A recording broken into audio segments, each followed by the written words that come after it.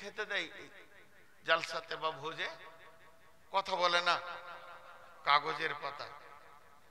আর একটা আছে কড়ির থালা, দেখেছেন কড়ির থালা? চীনামাটি, চীনামাটি, খুব সুন্দর পালিশ নকশা আছে না নাই? ওটা তো মানুষ কি করে, ভাত খায়। তো ভাত খাওয়ার আগে ওই কাগজের থালাটাকে ধুবে, ময়লা থাকলে হাত দিয়ে তুলে দেবে, এমনি করে কাছে টানবে, আদর করবে। কড়ির থালাটাকেও ওই রকম আদর করে, করে কি করে না? কথা বলেন, করে কি করে না? তো কড়ির থালাটাকে কাছে টানে, ওতে ময়লা থাকলে তুলে দেয়, এই ভাই খানিক পানি দাও তো, একটু ধুয়ে দেয়, ভাতটা নেই। কাগজের থালাটাকেও টানে, তো কাগজের থালাটা মনে মনে করে আমাকে কত ভালোবাসছে রে, জি।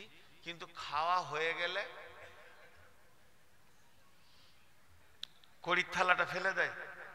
চাচা উল্টো বলিয়েন না বাপ, কাগজের থালাটাকে ডাস্টবিনে ফেলে দেবে, ওই ছায়ে ফেলে দেবে, ওই সারে ফেলে দেবে। আর কড়ির থালাটাকে ফেলে দেয়, ওটাকে সার্ফ দিয়ে সাবান দিয়ে ধুয়ে আবার শোকেসে তুলে রাখবে। দুপুর বেলায় ভাত খেয়ে পাঞ্চা বাচ্চারা ওইটার দিকে তাকিয়ে আছে, কত সুন্দর।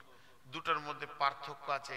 আমার বেটিদেরকে সরাসরি করে বলছি, হে আমার বেটি, তোমরা কান করে শোনো, তুমি করে বলছি, তোমরা কান করে শোনো। প্রেমিকা হলো কাগজের থালা, স্ত্রী হলো কড়ির থালা। প্রেমিকা তোমাকে ব্যবহার করে নিলে ছুঁড়ে ফেলে দেবে, আর সে কাছে নেবে না। আর স্ত্রী হলো কেমন, কড়ির থালা, কাছে থাকবে, শোকেসে থাকবে, ঘুরবে ফিরবে, বিছানায় থাকবে, রান্না করবে, খাওয়াবে।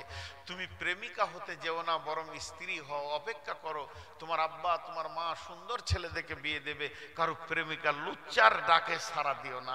এইটাই আল্লাহ তাবারক ওয়া তাআলা ওসিয়ত করতে চাইছেন।